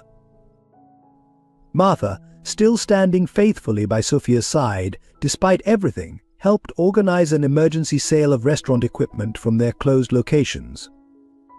Each auction was a funeral for another piece of the Anderson legacy: the custom-made pizza oven from their Italian bistro, the antique bar from their steakhouse, the hand-painted plates her mother had commissioned for the Golden Forks opening. The worst moment came when they sold Elizabeth Anderson's personal recipe collection, leather-bound volumes that had been the heart of their culinary empire. A collector offered an obscene amount of money, and with bills mounting, Sophia had no choice but to accept. That night, she cried herself to sleep, clutching photocopies of her favorite recipes, feeling like she'd sold her mother's soul. Legal fees mounted as quickly as the complexities of the situation. Richard's financial malfeasance had created a labyrinth of liability that threatened to derail even the generous offer from Seattle. Each hour brought new revelations of his misdeeds: forged signatures, falsified reports, embezzled funds hidden in a complex web of offshore accounts. The pressure began taking its physical toll. Sophia stopped sleeping, sustained by coffee and sheer determination. Dark circles under her eyes told the story of nights spent poring over financial documents, trying to understand how deep the hole really went. Martha forced her to eat occasionally, cooking simple meals that reminded her of better days. Time became both enemy and ally. The 48-hour deadline for the Seattle deal created urgency, but also hope. Every hour that ticked by brought them closer to either salvation or complete ruin. Sophia worked frantically with lawyers, accountants, and bankers, trying to clear the path for a clean sale. The most desperate measure came when Sophia had to face the mob-connected creditors. In a scene straight from a movie, she met them in an underground parking garage, accompanied by Craig Wilson, who displayed an unexpected knowledge of how to handle such delicate negotiations. His presence and assurance that all debts would be settled within 48 hours somehow kept the wolves at bay. As the deadline approached, Sophia found herself in her father's old office one last time. The portrait that had hidden his secrets now seemed to watch her with understanding. She touched the frame gently, remembering his final words about regret and second chances. But the irony that her desperate circumstances might actually fulfill his dying wishes wasn't lost on her. The final hours before the deal's deadline brought a parade of paperwork, releases, agreements, transfers, and assignments. Each signature felt like another step toward both an ending and a beginning. Craig Wilson's efficiency in handling the complex transaction bordered on miraculous, as if he'd been preparing for this moment for years. The revelation came in layers, like the peeling of an onion, each new discovery more stunning than the last. As Sophia sat in the conference room awaiting the final signatures, Craig Wilson received a phone call that changed everything. "Yes, sir," he said, his professional demeanor cracking slightly. "She's here. Yes, everything is prepared. Yes, Mr. Morrison will arrive shortly." The name hit Sophia like a physical blow. Morrison. Tom Morrison. The mysterious Seattle buyer wasn't some faceless corporation or foreign investor. It was the very man she'd dismissed as just a waiter a decade ago. The room began to spin as pieces of the puzzle suddenly clicked into place: the generous offer, the tight deadline, Craig's unusual knowledge of their situation. But that was just the first layer. Craig, seeing her reaction, slid a folder across the table. Inside was a letter from David Carter, dated just weeks before his death. It revealed the true extent of the decade-long plan orchestrated by her father and David, a plan that had transformed Tom from a struggling waiter into one of the most successful restaurateurs on the West Coast. David Carter wasn't just Tom's mentor, Craig explained gently. He was your mother's first love, the man your grandfather deemed unsuitable 30 years ago. History repeated itself, Ms. Anderson, but this time we're trying to write a different ending. The parallels were almost too perfect to be coincidental because they weren't. The folder contained more detailed records of how James Anderson had secretly arranged Tom's position in Seattle, knowing David Carter would recognize in Tom the same spark he'd once had. Every step of Tom's rise to success had been quietly watched and supported by both men, creating a symphony of redemption that had played out over 10 years. Even more astonishing was the revelation about the Elizabeth Carter Foundation, which Tom had established in Seattle. It wasn't just named after his mother, as everyone assumed it was a tribute to both Elizabeth Carter and Elizabeth Anderson, two women whose lives had been shaped by similar choices in different generations. Craig revealed his own role in the story. He'd been David Carter's right-hand man for years, tasked with helping guide Tom's career while maintaining the illusion of independence. Everything Tom achieved was through his own talent and hard work, Craig assured her. We just opened a few doors he might have had to break down otherwise. The most painful revelation came in the form of a video recording James Anderson's final confession, made days before his death. In it, he admitted orchestrating not just Tom's departure, but also his success, hoping to create a worthy successor for both his daughter and his business. "I was wrong about what makes a man worthy," her father's recorded voice cracked with emotion. "I learned too late that character matters more than circumstances." Photos spilled from the folder, surveillance images spanning a decade. Tom visiting Sarah Morrison in the hospital, Tom working late nights in his first restaurant, Tom serving food at homeless shelters, Tom teaching culinary classes to underprivileged youth. Each image showed the man he'd become, each one a silent rebuke to the superficial judgments that had separated them. The Elizabeth Carter Foundation's true purpose emerged through more documents. It wasn't just a charitable organization, but a vehicle for preserving the kind of authentic family-owned restaurants that were disappearing from America's changing culinary landscape. The very values Sophia's mother had championed were being protected by the man she'd rejected. Martha chose this moment to add her own piece to the puzzle, revealing that she'd been reporting to both James Anderson and David Carter over the years, keeping them informed of both Tom's progress and Sophia's increasingly unhappy marriage. "Your father wanted to protect you," she said softly, "but he learned too late that sometimes protection does more harm than good."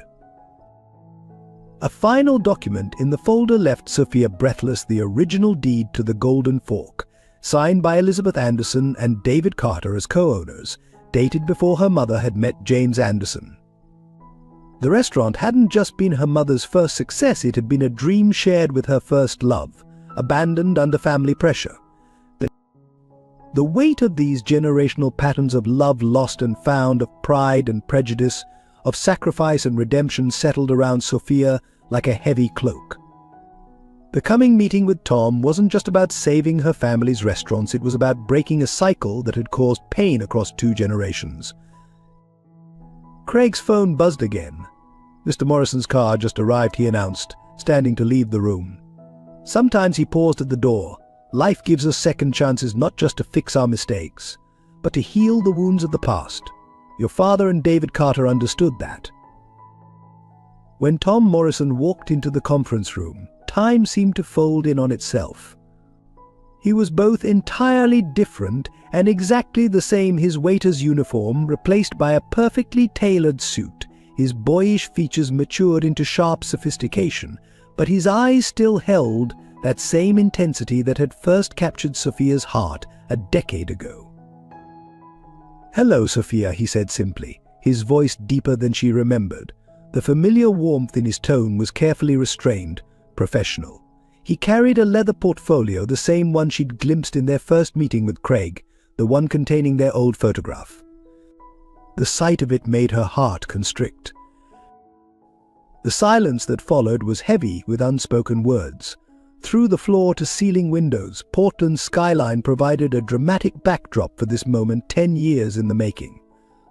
Tom stood by the window, looking out at the city where their story had begun, his posture betraying no hint of the emotion this meeting must have stirred in him. "The papers are ready," Craig announced, breaking the tension. But instead of sitting at the conference table, Tom did something unexpected.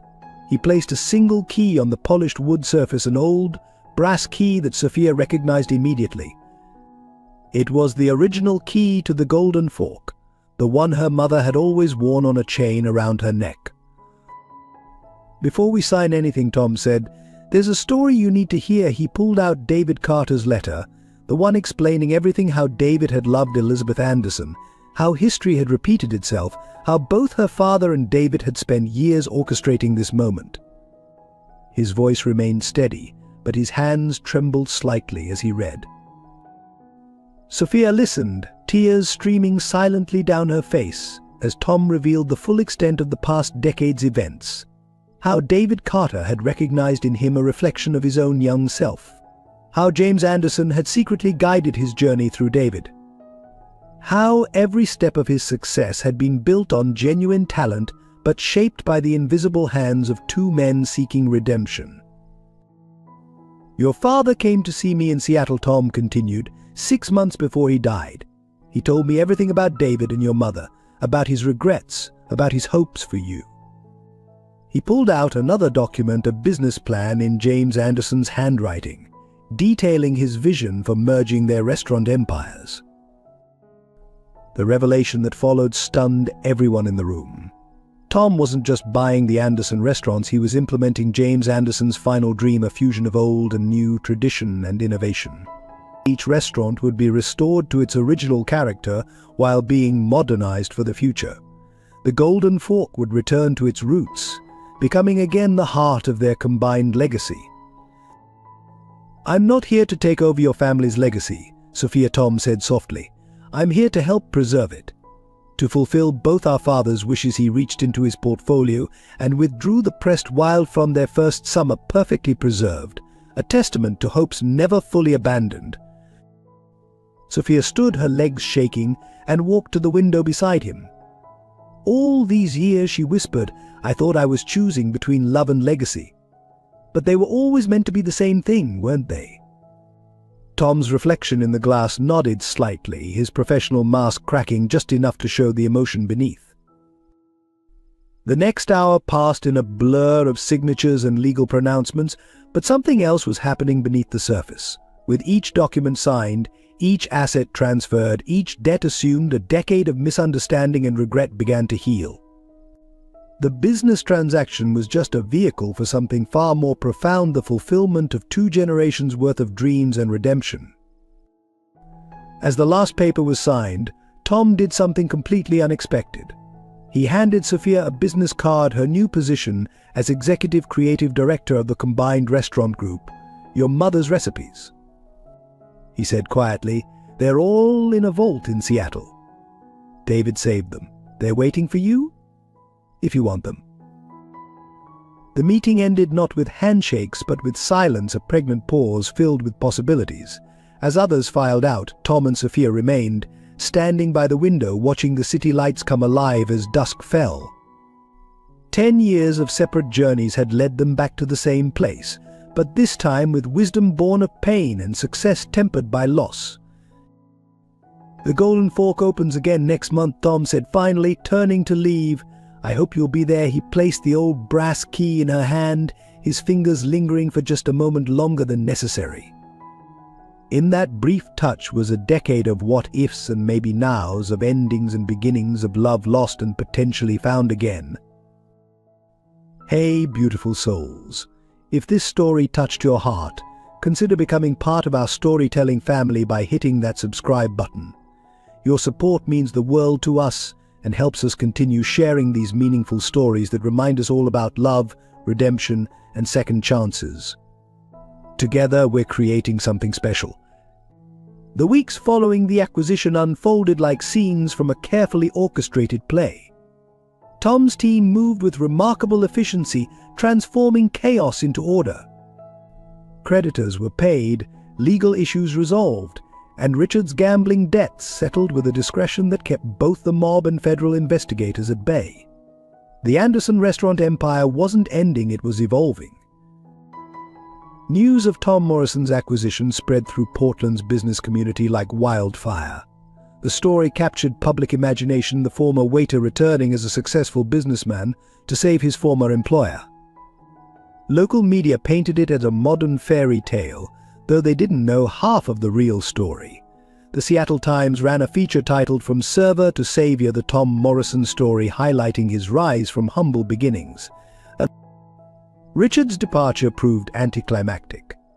Upon learning of Tom's involvement, he quietly signed all necessary paperwork from his Monaco hideaway, eager to avoid any confrontation with the man he'd once mocked. His farewell came in the form of a terse email: "You two deserve each other. The restaurant life was always more your style anyway." The words, meant to wound, instead felt like a final release.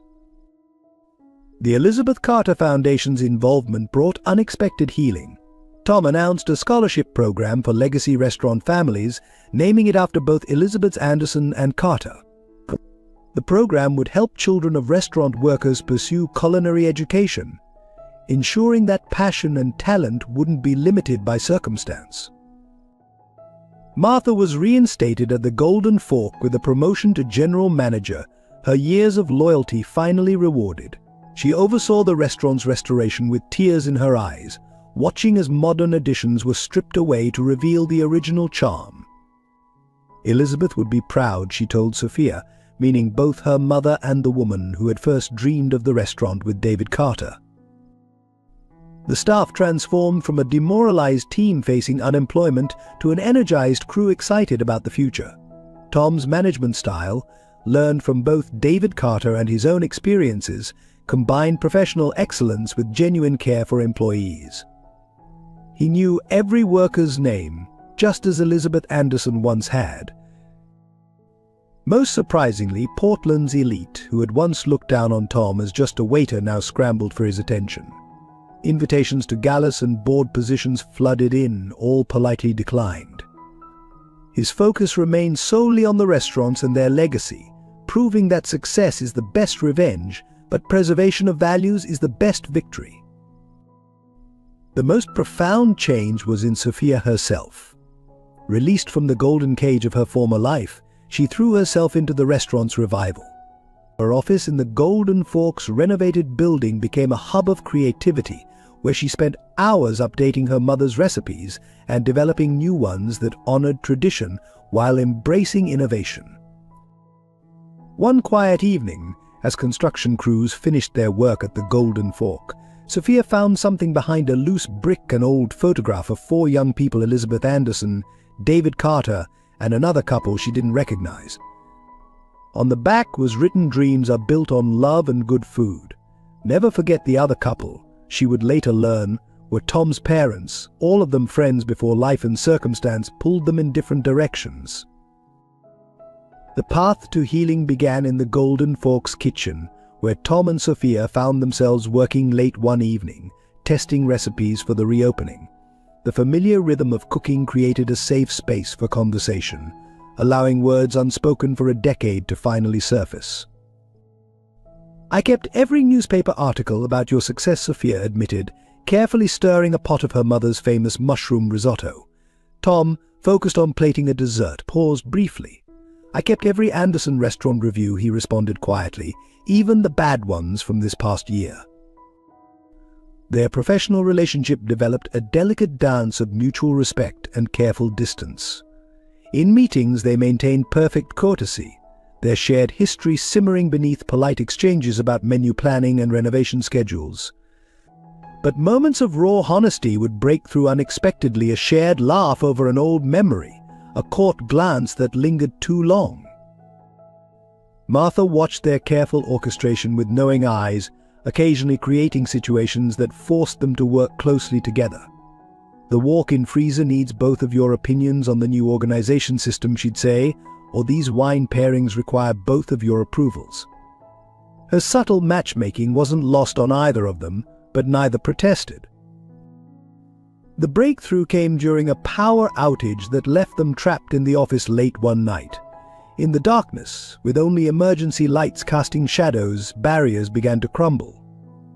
"I read my father's letter," Sophia whispered. "The one he left for you." Tom's silence encouraged her to continue. "He saw in you what I saw that summer, what I tried to deny because of fear and family pressure." Tom's response was measured, years of built-up emotion controlled but present. "David Carter taught me that success means nothing if you lose yourself in achieving it. Your mother taught him that, and he passed it on to me." His hand found hers in the darkness, a brief touch that carried years of meaning. Their reconciliation attempts weren't always smooth. Old wounds would surface unexpectedly, a casual mention of Richard, a reminder of that rainy night when she'd broken his heart. But each awkward moment was handled with growing maturity. Each difficult conversation ended with better understanding. The most powerful moment came when Tom showed Sophia the Elizabeth Carter Foundation's true scope. It wasn't just a charitable organization, it was a living tribute to both Elizabeths, helping young couples in the restaurant industry overcome the same prejudices that had separated both pairs of lovers a generation apart. The transformation in both Tom and Sophia became evident to everyone around them as the Golden Forks reopening approached. Sophia shed the polished society persona she'd maintained during her marriage to Richard, rediscovering the passionate young woman who had once fallen in love with a waiter's dreams. She spent hours in the kitchen, relearning her mother's recipes, her designer clothes replaced by chef's whites stained with evidence of honest work. Tom's growth was more subtle but equally profound. Success hadn't hardened him; instead, it had refined his natural empathy into a leadership style that inspired loyalty. He maintained his habit of knowing every employee's name, but now added understanding their dreams and helping them achieve them. The young waiter's determination had matured into a visionary's wisdom. Their individual healing processes complemented each other. Sophia learned to trust her instincts again, making decisions based on passion rather than expectation. Tom learned to let go of old hurts, understanding that the painful past had shaped both their current strengths. Together, they discovered that time hadn't diminished their ability to understand each other without words. The staff noticed how their separate journeys seemed to spiral closer with each passing day. When Sophia suggested updating a menu, Tom would already be considering the same changes. When Tom wanted to implement a new training program, he'd find Sophia had drafted similar plans. Their shared vision for the restaurant's future emerged naturally from their parallel growth. Martha, watching them work together, saw how their decade apart had prepared them for this moment. Sometimes, she told them during a late-night planning session, life sends you on a longer path to make sure you're ready for the destination. Her words carried the weight of someone who had witnessed both generations of this story. Their personal growth manifested in unexpected ways. Sophia found herself mentoring young staff members, sharing wisdom gained from her falls and rises. Tom established a program helping employees with educational goals, remembering his own struggles balancing work and study. But together, they created an environment that nurtured not just culinary skills, but human potential.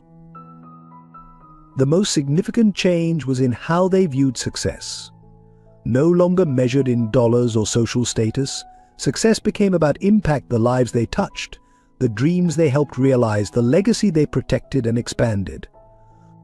The Anderson Morrison Restaurant Group became known not just for excellent food, but for its investment in people.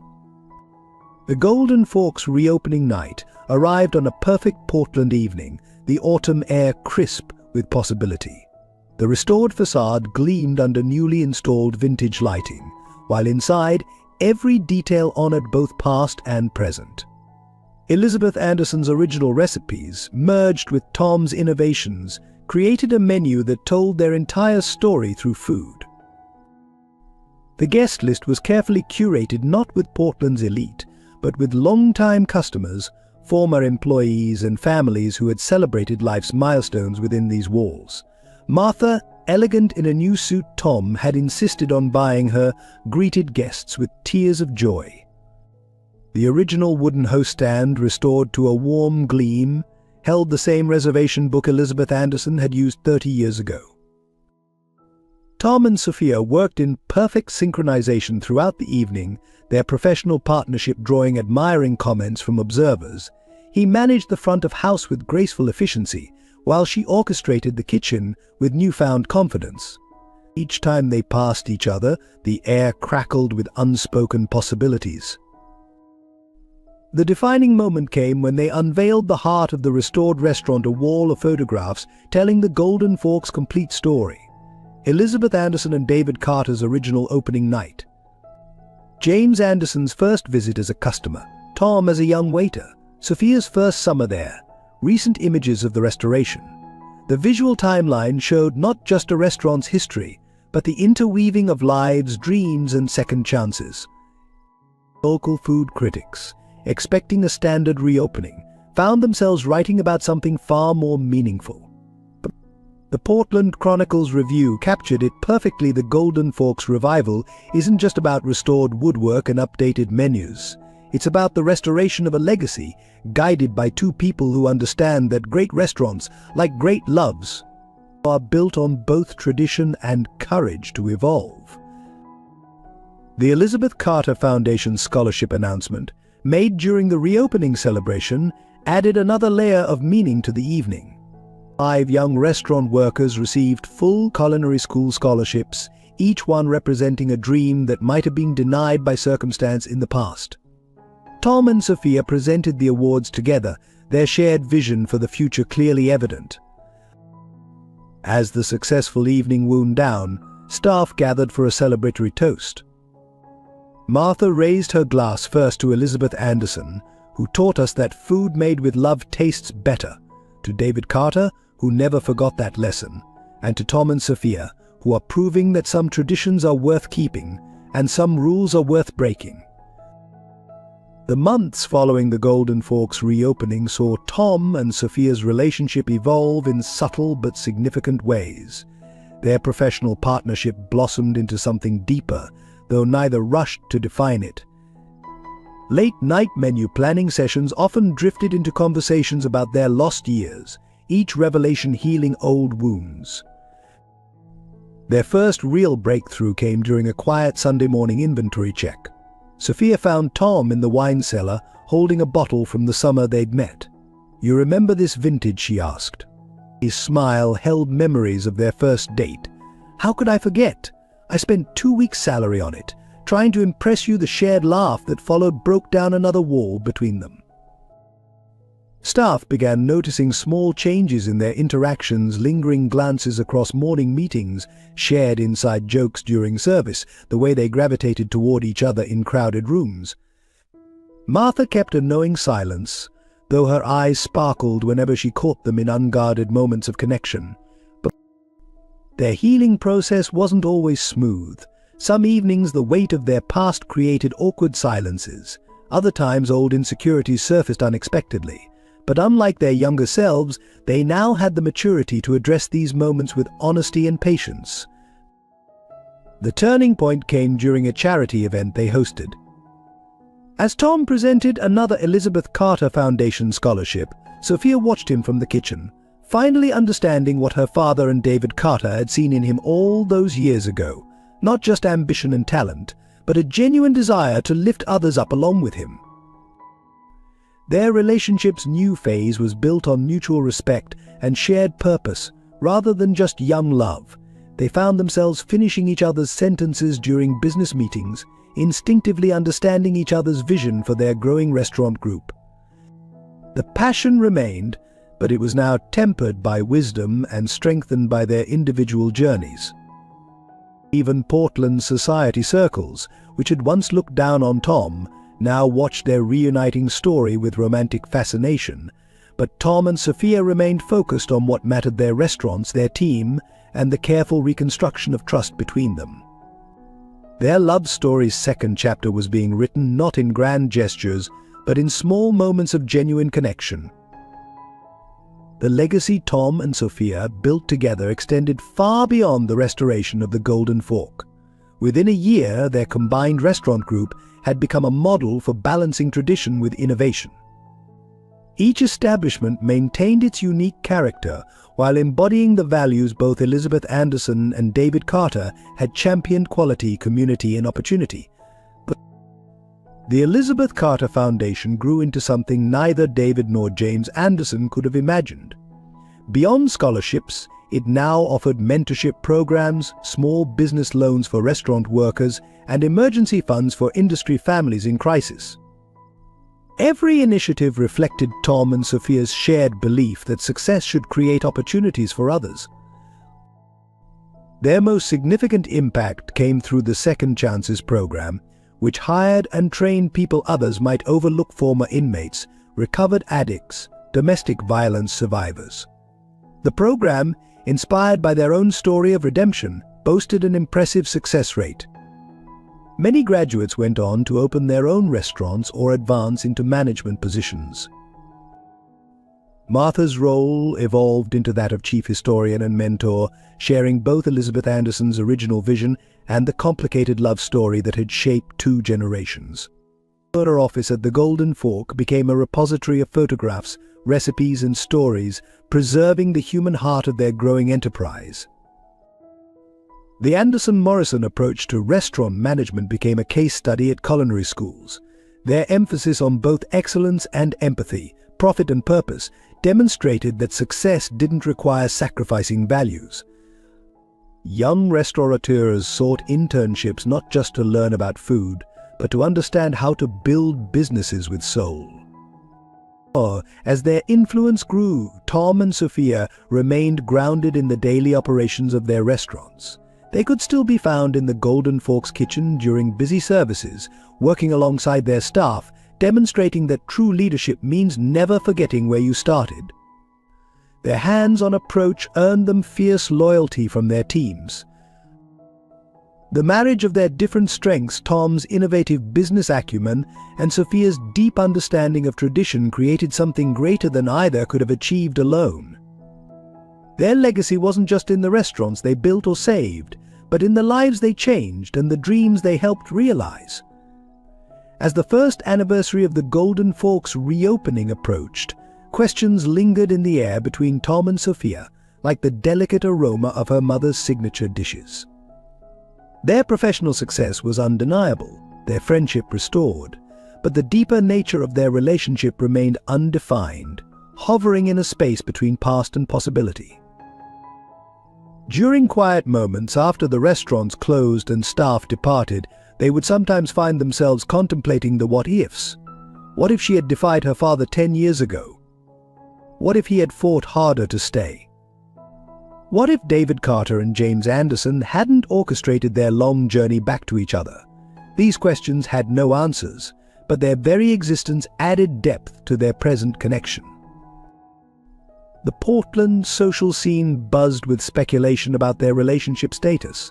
Some noticed how Tom's hand would instinctively find the small of Sophia's back when guiding her through crowded events. Others commented on how she seemed to light up whenever he entered a room. Yet they maintained a careful professional distance in public, their private moments guarded like precious ingredients in a secret recipe. The biggest unresolved question came from their expanding business empire. As opportunities for growth presented themselves, they faced decisions about direction. Should they stay focused on Portland, honoring their roots? Or expand to Seattle, bridging their separate histories? Each choice carried implications not just for their business, but for their personal lives as well. Martha, in her wisdom, watched their dance of uncertainty with patient understanding. Some questions, she told them, don't need immediate answers. Sometimes the asking is more important than the answering. Her words seemed to echo both Elizabeth Anderson's and David Carter's philosophy about love and timing. Their staff speculated quietly about the nature of their leaders' relationship. Were they just business partners, friends reunited, or were they slowly finding their way back to the love they'd sacrificed years ago? The answers seemed to shift depending on the day, the moment, the way light caught in their shared glances. The uncertain status of their personal relationship created both challenges and opportunities. Their shared history gave them unique insight into each other's thoughts and decisions, but it also meant that every choice carried the weight of their past. Simple business discussions could suddenly deepen into moments of profound personal connection, leaving both unsure of how to proceed. Resolution came to Tom and Sophia not in grand gestures or dramatic declarations, but in quiet moments that accumulated like stars appearing in an evening sky. During a late-night inventory check, Tom found Sophia in the wine cellar, holding the same vintage they'd shared on their first date. Without words, he opened the bottle, and they sat on the cellar steps, letting memories and possibilities mingle like the wine's complex notes. The transformation in their individual characters had become evident to everyone around them. Tom's success hadn't hardened him. Instead, it had deepened his compassion. He maintained his practice of learning every employee's story, but now added the wisdom of someone who understood that every journey had its detours. Sophia had shed the artificial polish of her society life, rediscovering her authentic self in the kitchen's honest work and creative freedom. Their healing found its fullest expression in how they handled Richard's unexpected return. When Sophia's ex-husband appeared at the Golden Fork, broke and seeking help, they responded not with revenge but with measured kindness. Tom offered him a chance to work in their Seattle operations, not in management, but starting again from the bottom, learning the business properly this time. Martha watched their evolution with maternal pride, seeing how their decade apart had prepared them for a deeper connection. Some love stories, she observed, need time to age, like fine wine. Her words carried the weight of someone who had witnessed both the passionate beginning and the mature rekindling of their relationship. The resolution of their professional dynamic came naturally. They discovered that their different approaches complemented each other perfectly. Tom's innovative vision balanced by Sophia's respect for tradition, his business acumen enhanced by her intuitive understanding of their customers' needs. Their partnership became a model for how to blend the best of old and new. Personal growth manifested in unexpected ways. Sophia found herself mentoring young women in the industry, helping them navigate the challenges she'd faced. Tom established a program for aspiring restaurateurs from disadvantaged backgrounds, remembering his own struggles. Together, they created an environment where ambition and compassion could coexist. Their relationship's resolution emerged gradually, like a perfectly timed souffle rising in the oven. Neither rushed to define what they were becoming, understanding that their reconnection needed to develop at its own pace. Their shared experiences, both apart and together, had taught them the value of letting things unfold naturally. On a quiet Sunday evening, exactly 1 year after the Golden Fork's reopening, Tom and Sophia sat at their favorite corner table, the same spot where they'd first connected years ago. The restaurant hummed with the comfortable energy of happy diners, while Martha orchestrated service with her usual grace. The moment felt both like an ending and a beginning. The lessons of their journey had crystallized into profound understanding. Success, they had learned, wasn't measured in dollars or social status, but in lives touched and dreams nurtured. Their restaurants had become more than businesses. They were spaces where stories unfolded, where second chances weren't just given but earned, where love could transcend class and circumstance. Their own love story had evolved into something deeper than its youthful beginning. The passion remained, but it was now enriched by shared purpose and tempered by earned wisdom. They had learned that true partnership meant supporting each other's growth while maintaining individual strength, like two vines growing separately but intertwined. The legacy they built together honored both their past and their future. Elizabeth Anderson's recipes, David Carter's business wisdom, James Anderson's final redemption, all these elements had woven together into something new and meaningful. Their success proved that preserving tradition didn't mean staying static, it meant allowing love and legacy to evolve together. As they shared a plate of mushroom risotto still made according to Elizabeth's recipe, but with Tom's subtle improvements, they reflected on how their separate journeys had led them back to each other. The decade apart hadn't been wasted time, it had been necessary preparation for this deeper connection. Martha brought them the evening's last bottle of wine, the same vintage they'd shared on their first date. As she poured, she shared her own reflection. Some ingredients need time to develop their full flavor. The same is true of love.